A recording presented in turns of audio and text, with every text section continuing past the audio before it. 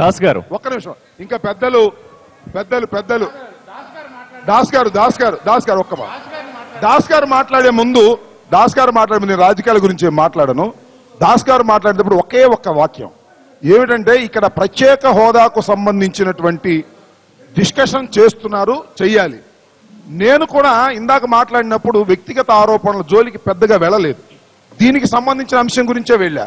జగన్మోహన్ రెడ్డి గారు 1,00,000 కోట్ల గురించో, చంద్రబాబు నాయుడు గారు ఓటుకు నోటు గురించి స్టే తెచ్చుకునే గురించో చర్చ పెడదామంటే మాకు అభ్యంతరం లేదు. ఇప్పుడు ఆయన వెళ్ళిపోయాడే, ఆయన కూడా పిలుస్తున్నాం. ఎన్టీఆర్ ఆ చర్చ మీద 1,00,000 కోట్ల గురించో లేదా స్టే గురించో చర్చ ప్రత్యేకంగా పెట్టండి. కానీ ప్రత్యేకవాదం గురించి చెప్పేటటువంటి పసలేనప్పుడు జగన్మోహన్ రెడ్డి గారినో లేకపోతే వ్యక్తిగతంగానూ ఇంకోనో దూషించేటటువంటి వక్ర మార్గాలకు వెళ్లేటటువంటి పరిస్థితికి దయచేసి రాజేంద్ర ప్రసాద్ గారు లాంటి వారు వెళ్ళడం సమంజసం కాదని నా అభిప్రాయం. వారికి అవకాశం ఉండి మాట్లాడతారు. దాస్ గారు ప్లీజ్ మాట్లాడండి. రమేష్ గారు ప్లీజ్ ఆయనకు అడ్డుపడద్దు. ఇంక మాట ఒక్క నిమిషం ఆగండి. మీరు ఒక్క నిమిషం ఆగండి సార్. దాస్ గారు మాట్లాడండి. మహాశైలరా, ఆంధ్రప్రదేశ్ ప్రయోజనాల్ని దృష్టిలో పెట్టుకుని ఎన్టీవీ వారు ఏర్పాటు చేసినటువంటి ఈ చర్చ ఇంకా సామరస్యపూర్వక వాతావరణంలో జరిగి ఉంటే ఎంతో బాగుండేది. ఆంధ్రప్రదేశ్కు ప్రత్యేక హోదా అవసరం. ఆంధ్రప్రదేశ్కు అది హక్కు. ఆంధ్రప్రదేశ్కు ఆనాటి ప్రభుత్వము, ఈనాటి రాజకీయ నాయకులు అందరూ కూడా ఇచ్చినటువంటి హామీ. ఆంధ్రప్రదేశ్కు ప్రత్యేక హోదాతోనే భవిష్యత్తు ఉంటుంది. దీని యొక్క ప్రయోజనాలు లేదా అర్హత ఉన్నదా లేదా, ప్రత్యేక హోదాకు అర్హత కావాలంటే 5 అంశాలలో ఏదో ఒక అంశం ఉన్నా సరే ఆ రాష్ట్రానికి ప్రత్యేక హోదా ఇచ్చేటువంటి అవకాశం ఉంటుంది. Non viable nature for state finances, ఆ కేటగిరీలోనికి ఆంధ్రప్రదేశ్ వస్తుంది. ఇక్కడ ఉన్నటువంటి ఆర్థిక పరిస్థితులు కానీ, పారిశ్రామిక పరిస్థితులు కానీ, వాణిజ్య పరిస్థితులు కానీ, ఉపాధి పరిస్థితులు అన్నీ కూడా తెలుసు. ఆంధ్రప్రదేశ్ రాష్ట్రం సంక్షోభంలో ఉన్నది.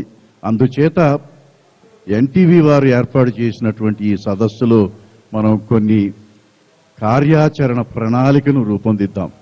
ఒకటి ఏమిటంటే, మళ్లీ మరొకసారి ఆంధ్రప్రదేశ్ స్టేట్ అసెంబ్లీలో ఒక రిజల్యూషన్, అన్ని పార్టీలు కలిసి మొత్తం ఏకగ్రీవంగా ఆంధ్రప్రదేశ్కు ప్రత్యేక హోదా ఇవ్వాలి, అంతేకాకుండా చట్టంలో ఉన్నటువంటివన్నీ కూడా అమలు పరచాలి అనేటువంటి ఒక తీర్మానం ఆంధ్రప్రదేశ్ అసెంబ్లీలో, స్టేట్ అసెంబ్లీలో ఒక యూనిఫామ్ అండ్ అన్అపోజ్డ్ ఏకగ్రీవంగా ఒక రిజల్యూషన్ పాస్ చేయాలి. మరొకసారి చేద్దాం. ఈసారి మరొక రెండవది ఏమిటి అంటే, ఈ 14th స్టేట్ ఫైనాన్స్ కమిషన్, యాక్చువల్గా 1969లో 5th స్టేట్ ఫైనాన్స్ కమిషన్ మొట్టమొదటిసారిగా ఈ ప్రత్యేక హోదా అనేటువంటిది, నరసింహారావు తెలుసది, 5th ఫైనాన్స్ కమిషన్ ఇన్ 1969 మొట్టమొదటిసారిగా ఈ ప్రత్యేక హోదా అనేటువంటిది ప్రవేశపెట్టింది భారతదేశంలో. దీనికి రాజ్యాంగపరమైనటువంటి సవరణలు అక్కరలేదు, చట్టం అక్కర్లేదు. ప్రధానమంత్రి state finance commission 14th finance కమిషన్కి ఒక చిన్న రికమెండేషన్ చేస్తే, లేదా ఆ 14th ఫైనాన్స్ కమిషన్ కానీ ఒక అప్రూవల్ ఇస్తే ఈ రాష్ట్రానికి ప్రత్యేక హోదా వచ్చేటువంటి అవకాశం ఉన్నది. దీన్ని అనవసరంగా జటిలం చేయవద్దు. దీనికోసమని ఇక బిల్లులని, ప్రత్యేకమైనటువంటి రాజ్యాంగ సవరణలని ఇటువంటివి ఏవి కూడా అవసరము లేదు. అంచేత మనం ఇవాళ ముందుకు వెళదాం. దీని మీద చర్చ కాకుండా ఈ ప్రత్యేక హోదా సాధించడానికి కిం కర్తవ్యం, ఏం చెయ్యాలి అంటే, ఒకటి, రాష్ట్ర ప్రజల యొక్క ఆకాంక్షల్ని తెలియజేయడానికి మరొక్కసారి అసెంబ్లీలో ఏకగ్రీవంగా తీర్మానం చేయండి. అవసరమైతే 14th ఫైనాన్స్ కమిషన్కి అపీల్ చేయండి. లేదా 5 కోట్ల మంది ప్రజల దగ్గర ఆంధ్రప్రదేశ్ ప్రజల దగ్గర నుంచి సంతకాలు తీసుకొని ప్రధానమంత్రి గారికి పంపించి ఈ రాష్ట్రంలో ఉన్నటువంటి ప్రజల మనుగడకు ప్రత్యేక హోదా అవసరం. ఇంకొక దీని మీద చర్చ లేదు. ఇది వివాదాంశం కాదు. ఇంకొక ఆలోచన కూడా లేదు అని మనం తెలియజేస్తాం. నెక్స్ట్ కొల్లకొండ శివాజీ గారు. ఇంకా కేపీ రావు గారు వారు మాట్లాడే ముందు రావు గారు కేపీ రావు గారిది అయిపోయిన తర్వాత నువ్వు శివాజీ గారు ఒక్క నిమిషం అండి. శివాజీ గారు ఒక్క నిమిషం.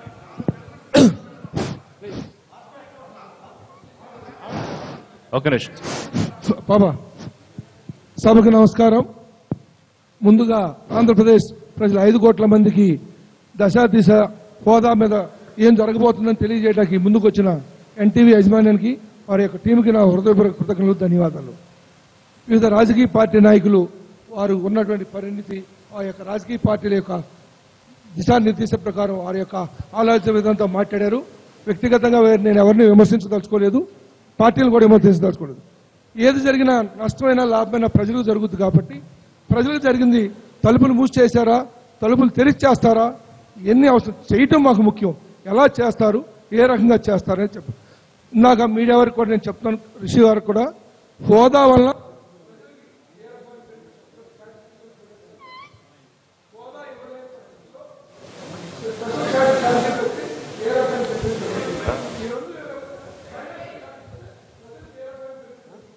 ఈ రకమైన క్లారిటీతో ప్రజల్ని ఎడ్యుకేట్ చేసి ప్రజల్ని అవేర్నెస్ చేయడానికి ఈ డిబేట్ పెట్టి ప్రజల యొక్క మెజారిటీ ఒపీనియన్ తీసుకుని దాని మీద ముందుకెళ్తే బాగుంటుంది అనేది నా యొక్క సూచన, సలహా. అలా చేయలేని పక్షంలో ప్రజలు కన్ఫ్యూజన్లో ఉన్నారు. స్టేటస్ రాకపోతే మనం నష్టపోతాము, స్టేటస్ రాకుండా చేయకుండా ఏం చేయాలి అనేది ఒక ఆలోచన. ఈ వ్యక్తిగత ఆలోచనలు, రాజకీయ పార్టీ ఆలోచనలు కాకుండా ప్రజల ఆలోచనలు కూడా, వాళ్ళ అభిప్రాయాలు కూడా తీసుకుని స్టేటస్ ఇస్తే బెనిఫిట్ ఏంటి, స్పెషల్ స్టేటస్ కేటగిరీ ఇస్తే బెనిఫిట్ ఏంటి, ఈ రెండు కాదు ఫైనాన్షియల్ అసిస్టెంట్ ఇస్తే ఏంటి, స్టాటిస్టికల్ ఫిగర్స్ తో ఆయా రాజకీయ పార్టీలు వాళ్ళు సమర్థించే విధానాన్ని మా అందరికీ తెలియజేస్తే దాన్ని మేము బేరీజ్ వేసుకుని ప్రజలందరం కూడా ఏది మంచి ఏది చెడు మేము నిర్ణయించుకుని మీ యొక్క డిస్కషన్ ని మేము సపోర్ట్ చేస్తాం. మీలో మీరు ఒకరినొకరు విమర్శించుకునే పద్ధతికి మేము రాము. దయచేయండి మాకు ఈ అవకాశం ఇచ్చినందుకు ధన్యవాదాలు. Thank you. రావు గారు బాగా మాట్లాడారు. శంకర్ గారు విజయవాడ నగర మాజీ మేయర్. ఈరోజు ఎందుకు రాజకీయం చేయాల్సి వస్తుందో నాకు అర్థం కావట్లేదు. ప్రత్యేక హోదా విషయంలో, క్లిష్టమైనటువంటి కాశ్మీర్ విషయంలో అన్ని పార్టీలు ఏకమై ఒకే మాట మీద నిలబడి ఉన్నారు. ఆ పార్టీలకు సంబంధించిన మనమంతా కూడా ఒకే మాట మీద ఎందుకు నిలబడలేము అనేది నాకు ఒక అభిప్రాయం వస్తుంది. నిజంగా ఎవరైతే ప్రత్యేక హోదాను సపోర్ట్ చేశారో ఇప్పుడు అధికారంలో ఉండే ఆ పార్టీ వాళ్ళు కొన్ని సంకేతకమైనటువంటి ఇబ్బందుల వల్ల ప్రత్యేక హోదా ఇవ్వలేకపోతున్నాం. 14th ఫైనాన్స్ కమిషన్లో ఉండేటువంటి ఇబ్బందులు చెప్పారు. అయితే ఆ ఇబ్బందులు ఏమిటి, వాటిని ఎట్లా అధిగమించగలం, ఎవరు ఇంతవరకు విశదీకరంగా చెప్పిన జాడపోలేదు. చెప్పాల్సింది ఏమిటంటే, ఒకవేళ ఏ టెక్నికల్ రీజన్స్ వల్ల అయినా సరే ప్రత్యేక హోదా ఇవ్వలేకపోతే ప్రత్యేక హోదాల వల్ల వచ్చేటువంటి ముఖ్యమైనటువంటి మంచి పనులన్నీ కూడా మేము చేస్తామని మళ్ళీ కేంద్ర ప్రభుత్వం చెప్తోంది. వీటిని గురించి మనం విశ్లేషించిన అవసరం ఉంది. ప్రత్యేక హోదా ఏమొస్తుంది, ప్రత్యేక హోదా ఇవ్వకుండా అదే లాభాలు వచ్చే అవకాశం ఉందా, ఇవన్నీ టెక్నికల్గా మనం డిస్కస్ చేయాలి. రాజకీయంగా వాళ్ళు ఇట్లా చెప్పారు, వీళ్ళు చెప్పారు, వీళ్ళందరూ కలిసి ఒక ఇందులో అర్థం లేదు. It is not a political issue. అందరూ కూర్చొని 14th ఫైనాన్స్ కమిషన్ వల్ల ఏవి ఇబ్బందులు ఉన్నాయి, ఆ ఇబ్బందుల్ని ఏ విధంగా అధిగమించాలి అని చెప్పి మనం ఆలోచించాలి. మన రాజకీయ నాయకులు, ఆర్థిక పరమైనటువంటి అనుభవం ఉండేవాళ్ళు ఆలోచించాలి. అంతేగాని ఏదో ఒక ఆర్గ్యూ చేసి మా పార్టీ చేస్తుంది, మా పార్టీ చేసేటువంటి సమస్య కాదు ఇది. అంచేత మించిపోయింది లేదు. ఇప్పుడైనా అన్ని పార్టీలు ఆంధ్రదేశంలో కూర్చొని what are the practical difficulties in getting a special హోదా, ఆ నిజంగా ఉన్నాయి ఆ డిఫికల్టీస్, వాటిని అధిగమించచ్చా, లేకపోతే ఏం చేయాలి. 3 విషయాలు. It doesn't take much time. వీటన్ని ఆలోచించి మనం ఆంధ్రదేశానికి అందరూ కలిసి మంచి చేయాలి, అందరికీ మంచి అందరికీ సరే అభివృద్ధి చేయాలని ఉంది. కానీ ఊరికైనా రాజకీయం చేస్తున్నారు ప్రతి వాళ్ళు. Meaning in that. Thank you Shankar garu. Next 2 నిమిషాల్లో కంక్లూడ్ చేయండి. ఎందుకంటే అందరికీ నమస్కారం అండి. మనం ఏ పొరపాటు అయితే సమైక్యాంధ్ర ఉద్యమం సమయంలో చేశామో మళ్ళీ అదే పొరపాటు చేస్తూ ఉన్నాం. సమైక్యాంధ్ర అప్పుడు కూడా సమైక్యంగా లేకపోతే ప్రాణాలను విడుస్తాం కానీ వేరే ఆప్షన్ లేదంటూనే చివరిదాకా కాలయాపన చేసి అసలు అనివార్యం అయితే ఏం చేయాలనేది దాని మీద అర్థవంతంగా చర్చ చేయకపోవటం వలన ఈ రోజున ఈ సమస్య వచ్చింది. ఆ రోజునే గనక విభజన అనివార్యం అయితే మనం ఏం చేయాలి, ఏం సాధించుకోవాలనే దాని మీద మనం గనక చర్చించుకుని ఉండున్నట్లయితే వాళ్ళు ఈ పరిస్థితులు ఉండేవాళ్ళం కాదు. మనం హోంశాఖ పిలిచినప్పుడు ఆ రోజున నేను పార్టీలు రాజకీయం గురించి మాట్లాడలేదండి. మనం రాజకీయం మాట్లాడుకోవద్దు, మనం రాజకీయం మాట్లాడుకోవద్దు, మనం రాజకీయం మాట్లాడుకోవద్దు. మీరు వినండి. నేను కన్స్ట్రక్టివ్ గా ఒక సలహా ఇస్తున్నాను, మీరు వినండి. ఎప్పుడు కూడా ఏదైనా ఒక ఇష్యూ టేకప్ చేసినప్పుడు దాన్ని అన్ని కోణాల్లో మనం పరిశీలించుకోవాలి.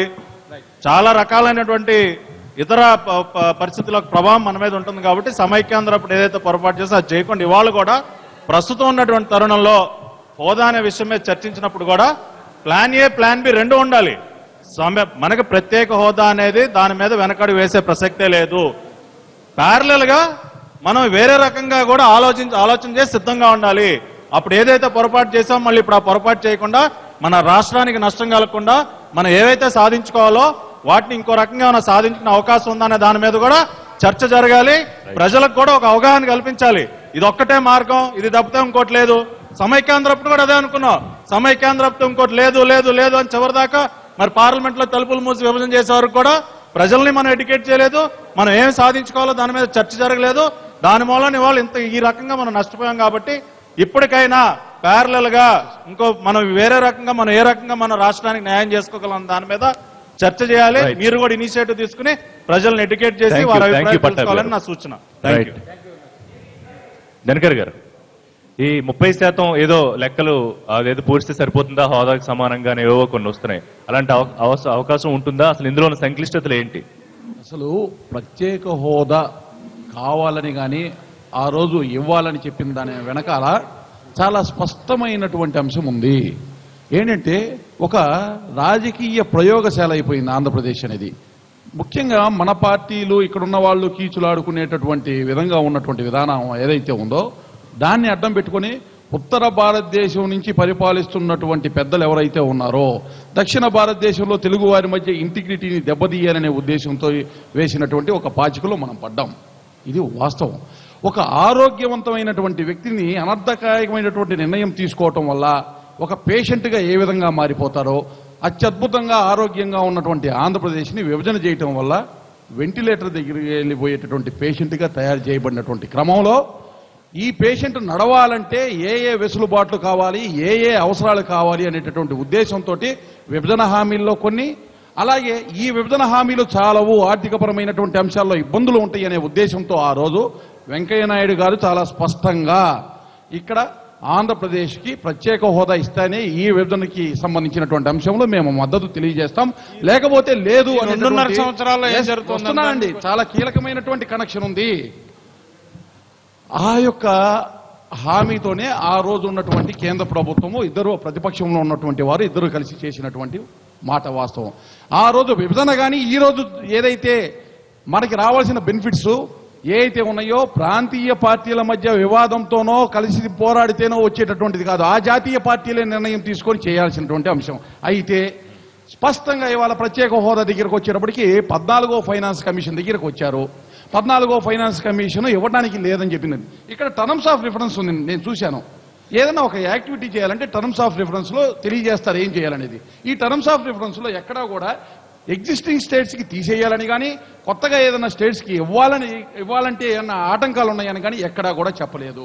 అలాగే ఇదే 14th ఫైనాన్స్ కమిషను చాప్టర్ 11లో గ్రాంట్ ఇన్ ఎయిడ్స్ లో చాలా స్పష్టంగా చెప్పారు. ఈ 5 సంవత్సరాలు ట్యాక్స్ డివాల్యుయేషన్ ఏదైతే డెఫిసిట్ వచ్చింది రికవరీ చేసిన తర్వాత కూడా ఏ రాష్ట్రాలకి రెవెన్యూ డెఫిసిట్ ఉంది అనేటటువంటి అంశాన్ని తేటతెల్లం చేస్తే 2020వ సంవత్సరానికి 2499 కోట్ల రెవెన్యూ లోటు ఉన్నటువంటి రాష్ట్రం. అయితే ఇప్పుడు ఏ రాష్ట్రం అయితే 11 రాష్ట్రాలు ప్రత్యేక హోదా అనుభవిస్తున్నాయో ఆ రాష్ట్రాల్లో కూడా దాదాపు 6 రాష్ట్రాలు రెవెన్యూ సర్ప్లస్కి వస్తున్నాయి. ఇప్పుడు ఆంధ్రప్రదేశ్కి ఇవ్వాలంటే అడ్డు పెడుతున్నటువంటి రాష్ట్రాలు కొన్ని ఉన్నాయి. బీహారు, ఒరిస్సా అన్నారు. ఆ రాష్ట్రాలు కూడా సర్ప్లస్ రెవెన్యూకి వస్తున్నటువంటి తరుణంలో ఇక్కడ ప్రత్యేక హోదా non viable nature, economically non viable nature. Non viable nature ఉంది. ఎక్కడ ఉందంటే రెవెన్యూ లోటు. ఎక్కడైతే మనకు వచ్చే రెవెన్యూ ఎక్స్పెండిచర్ కి మ్యాచ్ కావట్లేదు, ఆటోమేటిక్ గా నాన్ వైబుల్ నేచర్. ఏ అయితే క్రైటీరియాస్ చెప్పారో ఆ క్రైటీరియాస్ ఎందుకు చెప్పారంటే ఆ క్రైటీరియాస్ ఫుల్ఫిల్ కాబోతే నాన్ వైబుల్ నేచర్ అయినటువంటి స్టేట్స్ కి ఇవ్వాలి. Yes, it is non viable nature కాబట్టి ఇవ్వాల్సిందే. అయితే ఇందులో ఉన్నటువంటి కీలకమైనటువంటి అంశాలు దానికేనండి. చాలా ఇప్పుడు వాస్తవ పరిస్థితికి వచ్చేటప్పుడు మీరు ఇంతసేపు జరిగిన చర్చ నిష్ఫలం కాకూడదు. ఏ అయితే ఇప్పుడు ప్రత్యేక హోదా వచ్చేటటువంటిది వాటిలో కీలకమైనటువంటి బెనిఫిట్స్ ఏవైతే ఉన్నాయో 30% గ్రాస్ బడ్జెట్ లో ప్రత్యేక తరగతి హోదా ఉన్న రాష్ట్రాలకు ఇవ్వాలి అని అన్నారు. ఇప్పుడు ఒకవేళ విడిగా ఇచ్చేటటువంటి ప్రయత్నం చేసినప్పుడు ఈ 30% 11 రాష్ట్రాలకు పంచేటప్పుడు ఈ 12వ రాష్ట్రంగా ఒకవేళ మీరు విడిగా ఇస్తున్నప్పుడు ఆ పర్సంటేజ్ని ఎట్లా క్యాల్కులేట్ చేస్తారు అనేటటువంటి ఒక సమస్య ఉత్పన్నమవుతుంది. రెండోది, ఆల్రెడీ ఇక్కడ ప్రత్యేక హోదాతో పాటు ఇండస్ట్రియల్ ఇన్సెంటివ్స్ 2003లో ఉత్తరాఖండ్కి, హిమాచల్ ప్రదేశ్కి ఏదైతే ఇచ్చారో అవి కలిపిస్తేనే ఇండస్ట్రీస్ వస్తాయి. ఎక్స్క్లూజివ్ గా ప్రత్యేక హోదాతో రావు. ప్రత్యేక హోదాతో వచ్చేదేంటి, ఏదైతే బ్యాక్వర్డ్నెస్ ఆఫ్ ఇన్ఫ్రాస్ట్రక్చర్ ఉందో దాన్ని రూట్ అవుట్ చేయడానికి మాత్రమే ప్రత్యేక హోదా పనికొస్తుంది. అలాగే ఎక్స్టర్నల్ ఎయిడెడ్ ప్రాజెక్ట్స్ దేనికి, ఫారిన్ నుంచి వచ్చేటటువంటి ఎక్స్టర్నల్ ఎయిడెడ్ ప్రాజెక్ట్స్ సంబంధించి ఏదైతే బ్యాక్వర్డ్నెస్ ఆఫ్ ఇన్ఫ్రాస్ట్రక్చర్ కే ఉపయోగపడుతుంది. ఇండస్ట్రీస్ కావాలంటే ఇండస్ట్రియల్ ఇన్సెంటివ్స్ అయితే 2003లో ఉత్తరాఖండ్, హిమాచల్ ప్రదేశ్ కి ఇచ్చారో అవి మాత్రమే, అవి ఇస్తేనే వస్తాయి. కాబట్టి చంద్రబాబు నాయుడు గారు కూడా అడుగుతుంది స్పష్టంగా ప్రత్యేక హోదాతో పాటు ఇండస్ట్రియల్ ఇన్సెంటివ్స్ ఏదైతే ఉన్నాయో 2 ఇంటోటో కావాలి. చట్టబద్ధత విడిగా ఇస్తే ఇందులో విడిగా ఇవ్వాల్సినటువంటి అవసరము ఉంది అనేటటువంటి మాట ఇందాక జయప్రకాష్ నారాయణ గారు చెప్పారు. ఆహ్వానించాలి. ఒకవేళ చట్టబద్ధత కలిగించాలంటే ఏం చేయాలి అనేటటువంటి చట్టం చేయాల్సినటువంటి విధానంలో ఏ విధంగా అడుగులు ముందుకు వేయాలో ఆలోచించాలి. ఒకవేళ ప్రత్యేక హోదా ఈటమే మీకు ఇబ్బంది అయితే విడిగా ఇయటానికి ఆహ్వానిస్తారు. 100 రూపాయల నోటు మీరు ఈయటం కుదరకపోతే 10 రూపాయల నోటు అది ఎలా ఇస్తారో చెప్పండి. చట్టబద్ధం ఎలా చేస్తారో చెప్పండి. శివాజీ గారు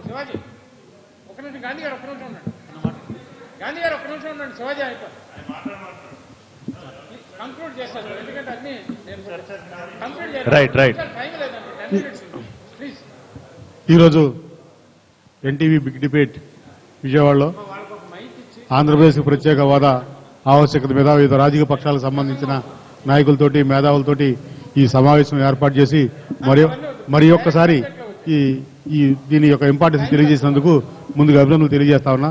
2014 ఎన్నికల ముందు భారతీయ జనతా పార్టీ వెంకయ్యనాయుడు గారు ప్రధానంగా ప్రత్యేక హోదా వల్ల తమిళనాడు నుంచి నెల్లూరుకి, కర్ణాటక బెంగళూరు నుంచి చిత్తూరుకి, ఒరిస్సా నుంచి ఉత్తరాంధ్రకి ప్రత్యేక హోదా వల్ల పరిశ్రమల్లో ఉద్యోగ ఉపాధాలు వస్తాయని చెప్పి ఊరారా తిరిగి ఓట్లు ఎంచుకొని సన్మానాలు చేయించుకొని నేడు ఇప్పుడు దానికి సంబంధించిన నామ్స్ లేవు అని చెప్పడం ఇదంతా కూడా ఈ ఆంధ్రప్రదేశ్ ప్రజల్ని మోసం చేయడమే. ఈ ప్రత్యేక హోదా విషయానికి సంబంధించి ఇప్పుడు ఈ ఆంధ్రప్రదేశ్లో ఒక ప్రధాన ఎజెండాగా తీసుకురావడంలో కాంగ్రెస్ పార్టీ, రాజ్యసభ సభ్యులు, అనేక మంది కాంగ్రెస్ పార్టీ నాయకులు దీని ఒక పెద్ద ఇష్యూ చేయడం జరిగింది. ఇందులో అధికార పార్టీ సంబంధించిన నాయకులు కూడా మద్దతు తెలియజేశారు. అన్ని రాజకీయ పక్షాలు మద్దతు తెలిసి మన పక్క రాష్ట్రాలకు సంబంధించి కావేరీ నదీ జలాల విషయాలకు సంబంధించి అక్కడ అధికార ప్రతిపక్ష సభ్యులు కర్ణాటకలోను అలాగే తమిళనాడులో కూడా అందరూ ఒక ఏకతాటి మీదగా పనిచేస్తారు. ఏదైతే రాజ్యసభలో ఈ బిల్లు చర్చకు వచ్చినప్పుడు అధికార పార్టీ, ప్రతిపక్ష సభ్యులు ఏకతాటి మీదగా ఏ విధంగా వచ్చారో అలాగే ఆంధ్రప్రదేశ్ లో రానున్న రోజుల్లో ఒక అఖిలపక్ష సమావేశం ఏర్పాటు చేసి ఇక్కడున్న రాజకీయ పక్షాలందరినీ కూడా ఒక తాటి మీదకి తీసుకురావాల్సిన అవసరం ఉంది. తమిళనాడులో సంబంధించి మనం కూడా ఒక స్ఫూర్తిదాయకంగా మనం అందరం కూడా తీసుకెళ్లి ఈ ఆంధ్రప్రదేశ్ లో ప్రత్యేక హోదా ప్రజల యొక్క ఆకాంక్షలకు అనుగుణంగా మనం పనిచేయాలని చెప్పి, ఆ విధంగా కనుక పనిచేయకపోతే బీజేపీ, తెలుగుదేశం పార్టీ దోషులు అని చెప్పి ఈ ప్రజలు గమనిస్తా ఉంటారు. దాన్ని గుర్తెరిగి వారు ఇచ్చిన ఎన్నికల వాగ్దానాన్ని చట్టంలో అన్ని అమలు చేయాలని చెప్పి మీ ద్వారా ఇక్కడ ఇతర రాజకీయ పక్షాలకు విజ్ఞప్తి చేస్తా ఉన్నా.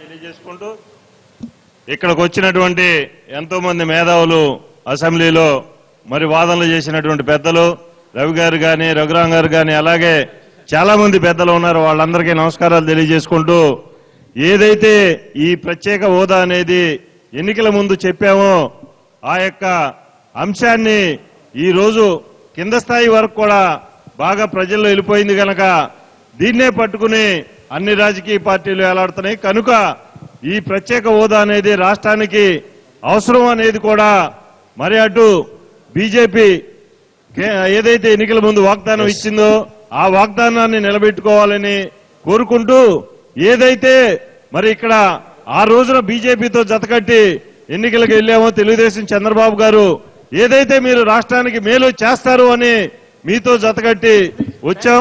కనుక ఆ విధంగా చంద్రబాబు నాయుడు గారు కష్టపడి ఢిల్లీ చుట్టూ చెప్పులరిగే వరకు తిరిగి ఈ రాష్ట్రం ప్రత్యేక హోదా కోసం ఆయన పడుతున్నటువంటి శ్రమకు ఫలితం ఉంటది.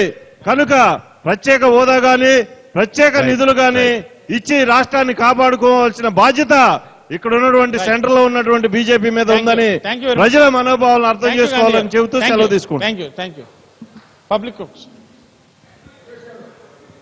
ఒక నిమిషం డైరెక్ట్ గా పాయింట్ చెప్పాము. నా పేరు శ్రీరామ్ సార్.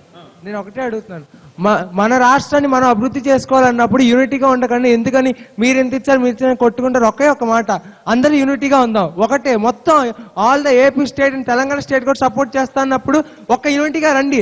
న్యూస్ ఒక మాట మారుస్తారే అలా వద్దు, అందరం కలిసి పోరాడదాం. అలాగే స్పెషల్ స్టేటస్ తో పాటు మనం రావాల్సిన మనం తెచ్చుకుందాం. ఇలా కొట్లాటలు అవన్నీ వద్దు సార్. ప్రజల అభిప్రాయం బట్టి రాజకీయ నాయకులు ప్రవర్తించాలి. కాబట్టి ప్రజల అభిప్రాయంతో యూనిటీగా అందరూ కలిసి వెళ్ళండి. నెక్స్ట్ నా పేరు చుండు రాజేంద్ర ప్రసాద్ అండి.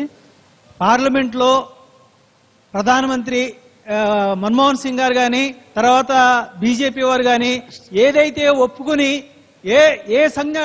ఏ ప్రత్యేక హోదా కోసమో ఏ విధానాల కోసమో ఒప్పుకుని ఈ రాష్ట్రాన్ని చీల్చారో ఆ చీల్చిన పద్ధతికి వాళ్ళు నిజాయితీగా నిలబడి దానికోసం మాకు ప్రత్యేకంగా ఇచ్చి తీరాలని మేము కోరుకుంటున్నాం. అట్లా కాని పక్షంలో ఇప్పుడున్నటువంటి ప్రభుత్వానికి ఎవరికైనా సరే పుట్టగతులు కూడా ఉండవు ప్రజల్లో అని తెలియజేస్తున్నారు. నమస్తే అండి. ఇప్పటి వరకు చాలా మంది పెద్దలందరూ కూడా 4 గంటల పాటు అద్భుతమైనటువంటి ప్రత్యేక హోదా కోసం ఎన్టీవీ వాళ్ళు పెట్టినటువంటి డిబేట్ డైరెక్ట్ చెప్పేసాను. కానీ యూత్ ఇన్వాల్వ్మెంట్ ఉన్నప్పుడే సక్సెస్ అవుతుంది. యూత్ ఇన్వాల్వ్మెంట్ ఉండాలి కానీ ఈ రాజకీయాలు కాదు. సో యూత్ ని మొబిలైజ్ చేయడానికి కావాల్సిన ప్రణాళికలను తయారు చేయండి.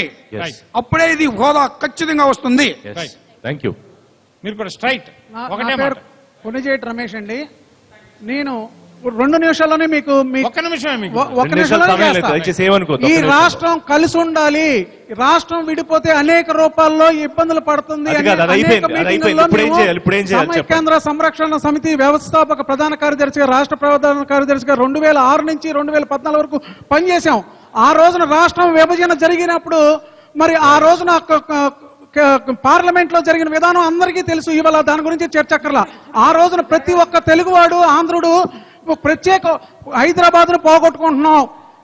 పెద్ద మనిషి మన్మోహన్ సింగ్ గారు పార్లమెంట్ లో ఇచ్చిన మాట మనకి ఉపయోగపడుతుంది. 10 సంవత్సరాలు హైదరాబాద్ ఉమ్మడిగా రాజధాని ఇచ్చారు, ప్రత్యేక హోదా ఇస్తున్నారు. 10 సంవత్సరాల్లో మనం పూర్తి స్థాయిలో నిలబడతామని అనుకున్నాం. ఇవాళ 2 సంవత్సరాల 2 నెలలు అయింది. ఈ కేంద్ర ప్రభుత్వం బీజేపీ పార్టీ ఏమో ప్రత్యేక హోదా ఇస్తే వాళ్ళు జేబులో నుంచి ఇవ్వటం అన్నా జరగాలి, లేదంటే వాళ్ళకి వచ్చేదన్నా ₹1,00,000 కోట్ల నష్టం జరుగుతుందని, దానివల్ల బీజేపీ పార్టీకి ఆంధ్ర రాష్ట్రంలో ఎటువంటి ప్రయోజనం ఉండదు అని ఆ పార్టీ అనుకుంటుంది. ప్లీజ్ కంక్లూడ్ చేయండి. మీరు కొంచెం రెడీ అవ్వండి. ఫైనల్ గా ఏం చెప్తారు? మొత్తం అందరూ వర్షం ఏం చెప్తారు ఫైనల్ గా? హలో సార్, మీరు కూర్చోవాలి సార్. రైట్ మీరు మాట్లాడారు, మీరు అవకాశం తీసుకున్నారు, కూర్చోవాలి. హలో పనిచేస్తుందా? Okay, thank you. ఈ ప్రత్యేక హోదా అనే దాని మీద రఘునాథ్ బాబు గారు మీ మీద కొంచెం ఎక్కువ బాధ్యత ఉంది. ఎందుకు ఆపామంటే మిమ్మల్ని అనేక అంశాలు అనేక చర్చలు జరిగాయి. సమాధానం చెప్పాలి కాబట్టి ఈ ప్రత్యేక హోదా అనేటటువంటి అంశం మీద మొత్తం సమాధానం మేమే చెప్పాలి. కారణం ఏంటంటే ఇచ్చే పొజిషన్లో ఉన్నాం కాబట్టి, అధికారంలో ఉన్నాం కాబట్టి అందరూ అడగలిగే పొజిషన్లో ఉన్నప్పుడు ఇవ్వాల్సిన పొజిషన్లో ఉంది మేము. అంతకన్నా ముఖ్యంగా అసలు ఈ ప్రత్యేక హోదా అనేది ఎవరి మనసులో వచ్చిందో కానీ రాజకీయంగా తెర మీదకి తీసుకొచ్చింది రాజకీయ పార్టీల్లో బీజేపీ, వెంకయ్యనాయుడు గారు. కాబట్టి దీని మీద హక్కు మాదే. బాధ్యత మాదే. కాబట్టి ఇటువంటి ఎంత బాధ్యత ఉన్నప్పుడు దీన్ని ఆషామాషిగా మేము తీసుకునేటటువంటి సమస్య కూడా మీదే, ప్రశ్నే లేదు. అయితే కొన్ని సమస్యలు అడ్డం వస్తాయి. ఎలాగొస్తాయి ఉదాహరణ చెబుతాను. కాంగ్రెస్ పార్టీకి 2004 నుంచి తెలుసు రాష్ట్రం విడగొట్టాలని, కానీ 10 ఏళ్లు పట్టింది. చిదంబరం గారు పార్లమెంట్ లో స్వయంగా చెప్పారు ప్రాసెస్ బిగిన్ అయిపోయింది విభజన అని, కానీ ఆపేయాల్సి వచ్చింది. ఎందుకు? కొన్ని ఒత్తిళ్లు. అదే విధంగా దీనికి కూడా కొన్ని సమస్యలు ఉన్నాయి. అసలు దీనిలో ఈ ప్రత్యేక హోదా అనేది గాడ్గిల్ ఫార్ములాలో 69లో మొదటగా అస్సాం, జేఎండ్కే, నాగాలాండ్కి, 71లో హిమాచల్కి, 72లో మణిపూర్, మేఘాలయ, త్రిపురకి, సిక్కింకి 75, 76లో ఈ రకంగా వచ్చినాయి. ఇవాళ ఈ కొత్తగా ఈ 14th ఫైనాన్స్ ఇందాక దినకర్ కొంత ఎక్స్ప్లెయిన్ చేయడానికి ట్రై చేశారు, చాలా సంతోషం. ఈ 14th ఫైనాన్స్ కమిషన్ లో ఏమొచ్చిందంటే మనకు 13th ఫైనాన్స్ కమిషన్ లో ఆంధ్రప్రదేశ్ కి అంటే విడిపోయిన ఆంధ్రప్రదేశ్ కి లెక్క చూసుకుంటే 89,000 కోట్లు వచ్చినాయి. కానీ 14th ఫైనాన్స్ కమిషన్ లో మనకు ఎలకేట్ చేసింది 1,76,000 కోట్లు, అంటే క్లోజ్ టు డబుల్. ఇది ఎలా వచ్చింది? ఇది 32% నుంచి 42% వల్ల వచ్చింది. వెనకబడినటువంటి రాష్ట్రాలు ఒక 11 రాష్ట్రాల్లోకి ప్రత్యేకంగా నిధులు ఇవ్వటం కూడా వచ్చింది. ఆంధ్రప్రదేశ్ కి 5 సంవత్సరాలకి 22,500 కోట్లు లోటు ఉంటుందని, 45,000 కోట్లు కాదు అని చెప్తున్నా. 25 సంవత్సరాలకి 22,500 కోట్లు లోటు ఉంటుంది అని తేల్చి ఈ 11 రాష్ట్రాల్లో కూడా మొట్టమొదటి రాష్ట్రం ఆంధ్రప్రదేశ్.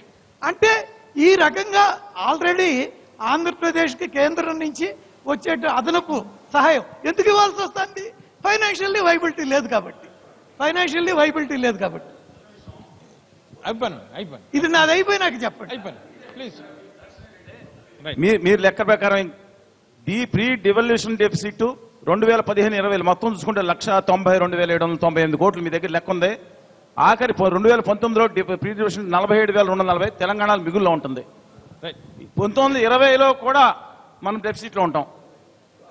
వచ్చే 5 సంవత్సరాలకి ఈ ప్లానింగ్ కమిషన్ దాని పర్వ్యూ 5 సంవత్సరాలు కాబట్టి 5 సంవత్సరాలకి 22,500 కోట్లు లెక్క కట్టి మనకి ఇవ్వటం వల్ల ఈ 1,76,000 కోట్లు. రఘునాథ్ బాబు గారు కాదు బిఫోర్ కంక్లూడింగ్ మొత్తం లెక్కలన్నీ వేసుకున్నారు కాబట్టి కసరత్తు పూర్తయింది కాబట్టి ఆంధ్రప్రదేశ్ కి హోదా ఇవ్వడానికి సిద్ధంగా ఉందా కేంద్ర ప్రభుత్వం, లేకపోతే హోదా పేరు కాకుండా దానికి సమానమైన ప్రయోజనాలు చేయడానికి సిద్ధంగా ఉందా? హోదా ఇవ్వలేము అని చెప్పాలంటే 1 నిమిషం పని, కానీ హోదా ఇవ్వాలి అంటే దానికి చాలా తతంగం ఉంది. ఆ తతంగం చేయటం వల్లే మాకు సమయం ఇందాకే చెప్పా, కాంగ్రెస్ యూపీఏ ప్రభుత్వం పార్లమెంట్ లో చెప్పి కూడా ఆపేసింది రాష్ట్ర విభజనని. ఎందుకు? కొన్ని ప్రాబ్లమ్స్ ఉంటాయి. అయితే దీన్ని ఎలాగా ఇవ్వాలి అనేటటువంటి మీద ఇంకా మేము తర్జన చేయటం వల్లే కొంత లేట్ అవుతా ఉంది. అయితే ఇక్కడ ఇంకొక విషయం కూడా అందరూ గమనించుకోవాలి. అసలు ఆంధ్రప్రదేశ్ తెలంగాణతో కలిసి ఆంధ్రప్రదేశ్ ఏర్పడినప్పుడు ఇది డెవలప్డ్ స్టేట్ లో ఒకటి, విడిపోయేటప్పటికి వెనకబడిన స్టేట్ అయ్యాం. అంటే 56 నుంచి 2014కి ఈ రాష్ట్రం అదే సమయంలో గుజరాత్ దేశంలో నెంబర్ 1 అయితే మనం దేశంలో నెంబర్ లాస్ట్కి వచ్చాం. ఎవరు బాధ్యులు? వాళ్ళ రాయలసీమ వెనకబడింది అంటున్నారు. రాయలసీమ నుంచి అత్యధిక ముఖ్యమంత్రులు వచ్చి ఎందుకు వాళ్ళు వెనకబడిన పరిస్థితిలో ఉంది. కాబట్టి దయచేసి సమస్యని మూలంలోకి వెళ్ళండి. సమస్య మూలం ఈ రాష్ట్రం వెనకబట్టడానికి కారకులు ఎవరు అది కూడా ఆలోచించండి. అయితే ఈ రాష్ట్రాన్ని అభివృద్ధి చేయడానికి మేము మాత్రం చిత్తశుద్ధితో ప్రయత్నం చేస్తున్నాం. కాబట్టి ఈ 2 సంవత్సరాల్లో 14 ఇన్స్టిట్యూట్స్ ఇచ్చాం, 1,45,000 అన్నారు ఇచ్చాం. సరే ఇంకొక విషయం, ఇంకొక విషయం,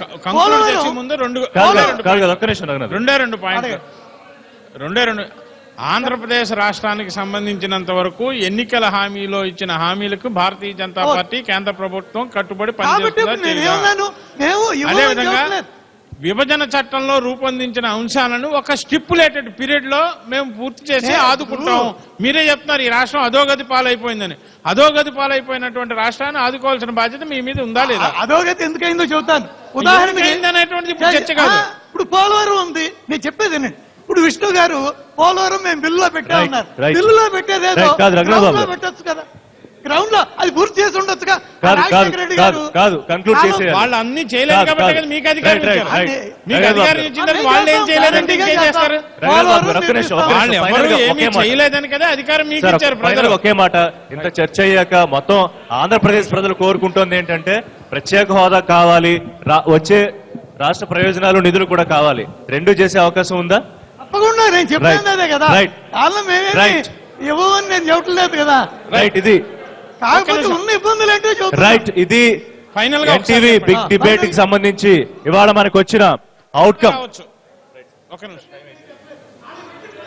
రైట్ రైట్, ప్రత్యేక హోదా కావాలి, అలాగే రాష్ట్రానికి రావాల్సిన ప్రయోజనాలు కూడా కావాలి అని చెప్పి ఇవాళ ఎన్టీవీ బిగ్ డిబేట్ ద్వారా మనం ఒక పాజిటివ్ వాతావరణంలో కంక్లూజన్ కి వచ్చాం. Thanks for watching.